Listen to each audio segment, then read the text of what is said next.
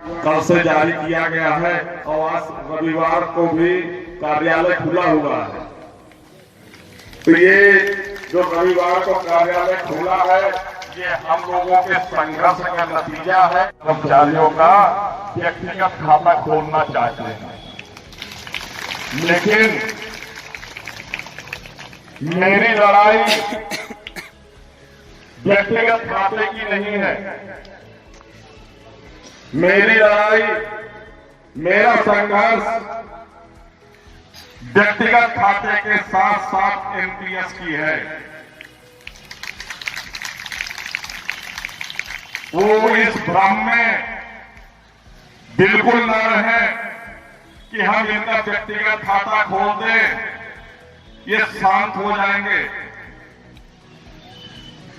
संघर्ष बार बार नहीं किया जाता है। संघर्ष में जो परिणाम निकलते हैं, जो एक बार परिणाम निकले वो लोहा हो, जिसको दोबारा परिवर्तन करने की कभी आवश्यकता न पड़े। तो मैं इस मंच के माध्यम से बताना चाहूंगा कि व्यक्तिगत खाते के साथ साथ एनपीएस का आदेश निर्गत करा ले,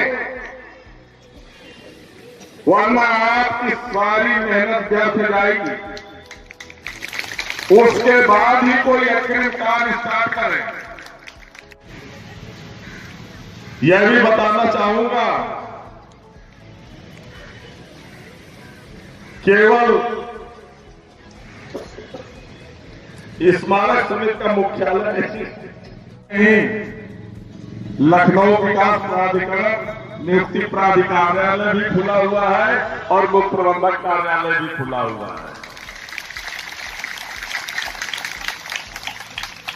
यह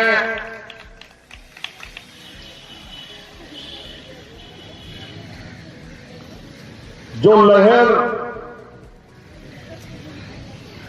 चली है इन 20 दिवसों में,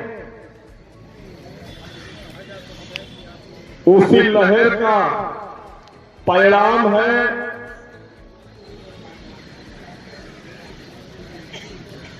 अधिकारियों के अंदर हलचल, बेबसी दिखाई दे रही है कि अगर हमने इनका काम नहीं किया, इनकी मांगों पर शासनादेश निर्गत नहीं किए तो कहीं न कहीं हमारी भी नौकरी जाने का संभावना बन सकता है।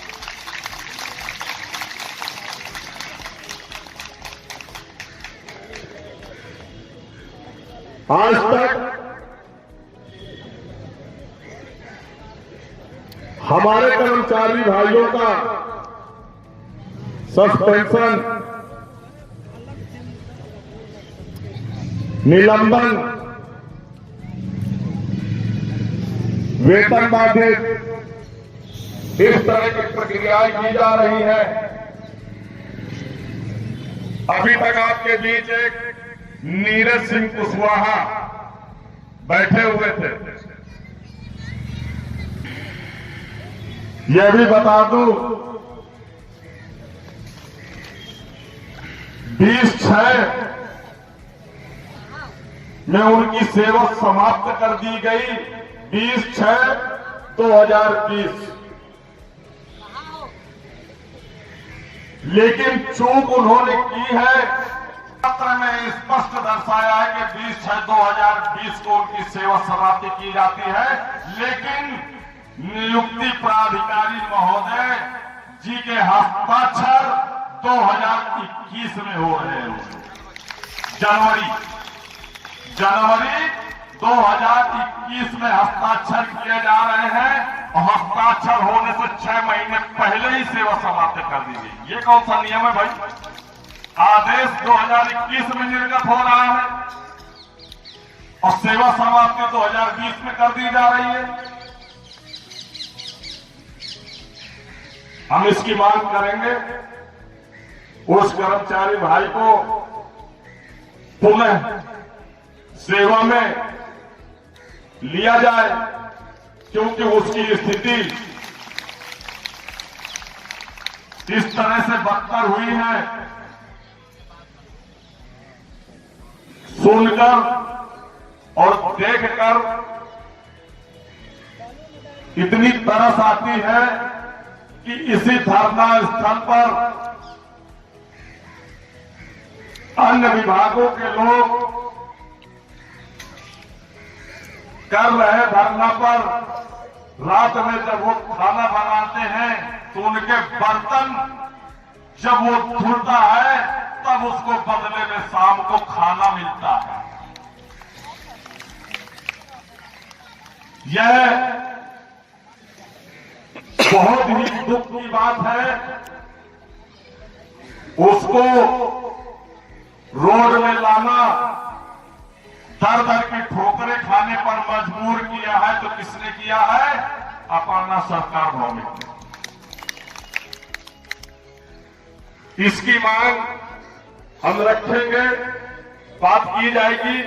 सेम इसी स्थिति में आपके कांसीराम स्मारक स्थल से एक कर्मचारी और है, नंदराम। जब वो सेवा में आया था उसकी मानसिक स्थिति, शारीरिक स्थिति पूर्णतः सही थी।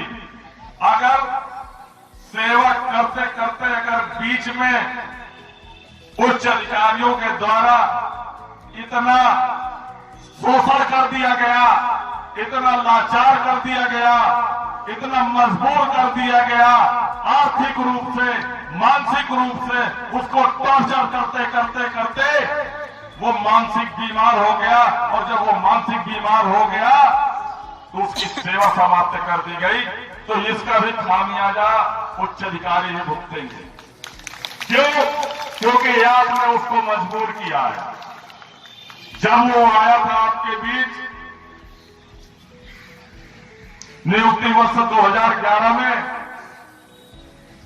तो नियुक्ति प्राधिकारी महोदय ने सारे पेपर स्पष्ट रूप से जांच कर उसकी नियुक्ति की गई।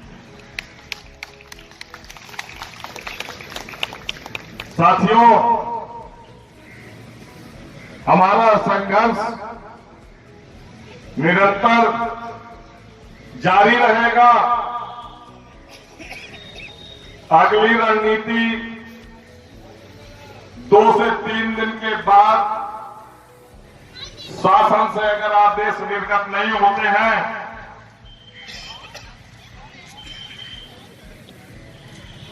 तो अभी हमारे पास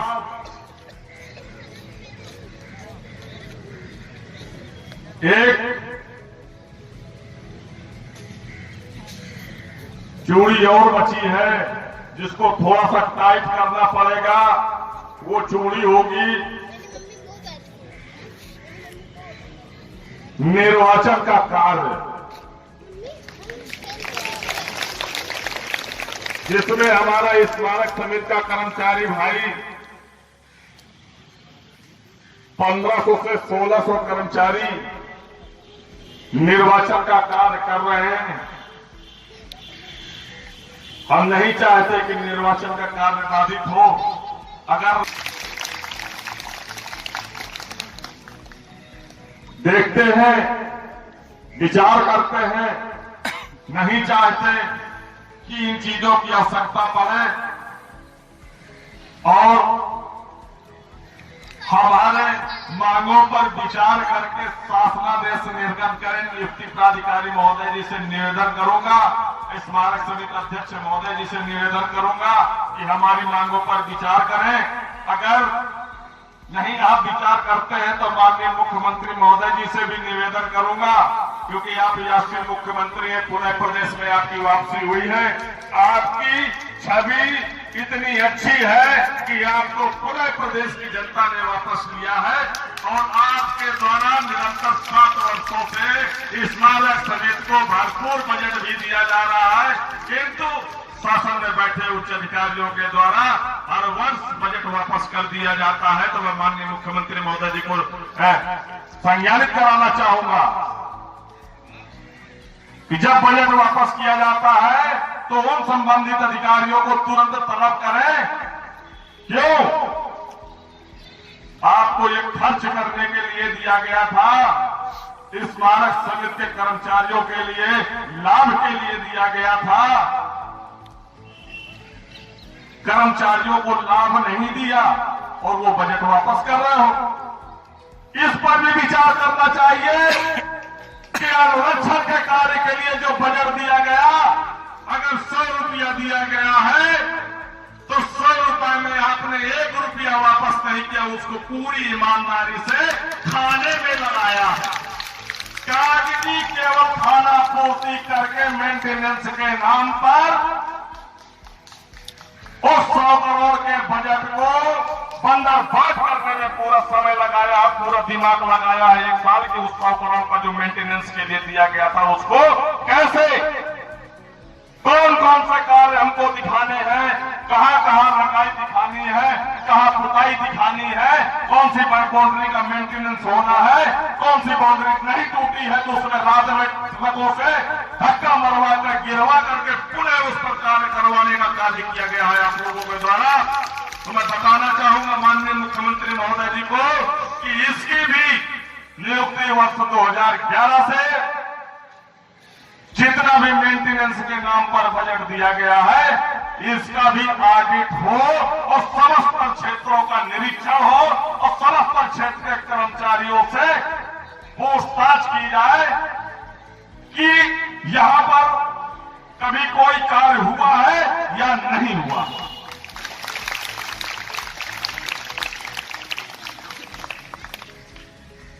साथियों, अच्छा लगता है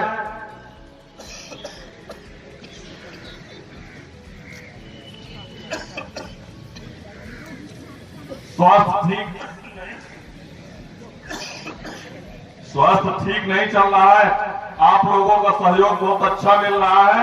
मैं इसी के साथ अपने शब्दों को विराम देता हूं और कल से आप लोग निरंतर समय को ध्यान में रखते हुए अच्छे संख्या बल के साथ आप लोग उपस्थित हो। सफलता आप लोगों की कदम अवश्य चूमेगी। जय हिंद, जय भारत,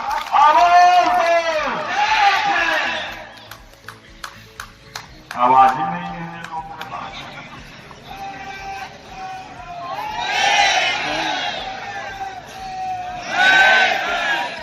साथियों, एक बार मेरे साथ आवाज मिला करके आवाज दो, आवाज दो, आवाज दो। हमारी मांगे पूरी हो, चाहे जो मजबूरी हो, हमारी मांगे पूरी हो, चाहे जो मजबूरी हो। साथियों, बहुत अच्छा आप लोगों का संघर्ष, आपका साथ, आपका सहयोग, हमारा प्रयास निरंतर जारी रहेगा। हम आपके साथ कंधे से कंधा मिलाकर इसी तरह अपना संघर्ष जारी रखेंगे। जैसा कि आप लोग भी 20-21 दिन होने जा रहे हैं, स्वास्थ्य गड़बड़ चल रहा है, आगे स्वास्थ्य ठीक रहे या न रहे, लेकिन हम आपके साथ कंधे से कंधा मिलाकर इसी तरह लड़ते रहेंगे। धन्यवाद साथियों, जय हिंद, जय भारत।